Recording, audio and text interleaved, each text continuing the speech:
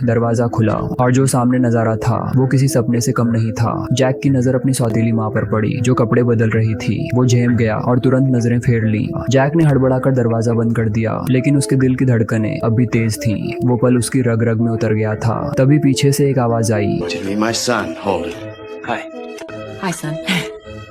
Jack. वो उसके पिता थे। 10 साल बाद दोनों की मुलाकात हुई थी, लेकिन वो अपनापन अब भी जिंदा था। जैक कुछ कहता उससे पहले ही उसके पिता ने अपनी नवविवाहिता पत्नी को बुला लिया और जब वो सामने आई, जैक का दिल कांप गया। उसकी सौतेली माँ उम्र में उसी के बराबर थी। असल में जैक तो सिर्फ अपने पिता से मिलने आया था, लेकिन अब दिल कुछ और ही कहने लगा था। रात को जैक के पिता और एक बड़े रियल एस्टेट टाइकून ने जैक के लिए स्वागत समारोह रखा। शहर की बड़ी बड़ी हस्तियां वहाँ मौजूद थीं। पिता चाहते थे कि जैक इस दुनिया से परिचित हो ताकि वो रिटायरमेंट के बाद अपना बिजनेस उसे सौंप सके। मगर जैक की आंखों में तो सिर्फ एक ही चेहरा बसा था, उसकी सौतेली माँ का। अगले दिन जब पिता ऑफिस निकल गए, जैक खालीपन में उसी के पास जा पहुंचा। वो भी कुछ बोर हो रही थी तो उसे शहर के एक पुराने बार में ले गई, पर बार बंद था। जैक झुंझला गया, लेकिन सौतेली माँ ने पास से चाबी उठाई जैसे सब पहले से तय हो। अंदर जाकर दोनों ने बियर पीना शुरू किया। बातें होने लगी, फिर हंसी, फिर हल्की छेड़छाड़, फिर वो रेखा पार हो गई जिसे नहीं होना चाहिए था। रात ढल चुकी थी। दोनों घर लौट आए, लेकिन दिल अब भी बेचैन था। आधी रात को दोनों की रसोई में फिर से मुलाकात हुई। नजरें मिली, सांसें रुकी। जैक ने कदम बढ़ाया, तभी दरवाजा खटखटाया गया। पिता आ गए थे। किस्मत अच्छी थी, वो कुछ नहीं देख पाए। जैसे ही वो कमरे से बाहर निकले, जैक ने तुरंत सौतेली माँ को वहाँ से निकाल दिया। वो जानते थे अगर ये राज खुल गया तो सब कुछ बर्बाद हो जाएगा। लेकिन कुछ दिनों बाद उनके पिता ने जैक को एक लड़की से मिलने भेजा, रिश्ता तय करने के लिए। जैक और उसकी सौतेली माँ दोनों डर गए। क्या पिता को सब पता चल गया है? Have you seen Nana? No. I thought I heard voices. Didn't hear anything. Go back to sleep.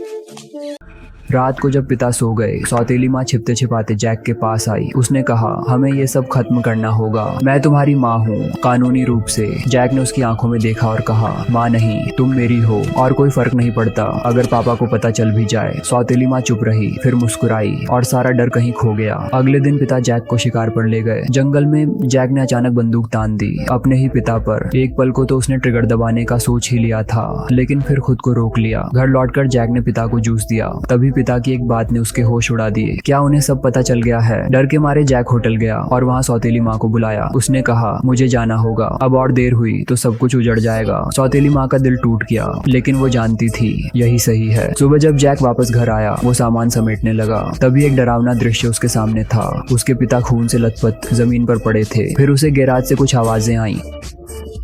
Has Lana been acting strange to you lately? I don't know. I can see it in her eyes. I can hear it in her laugh.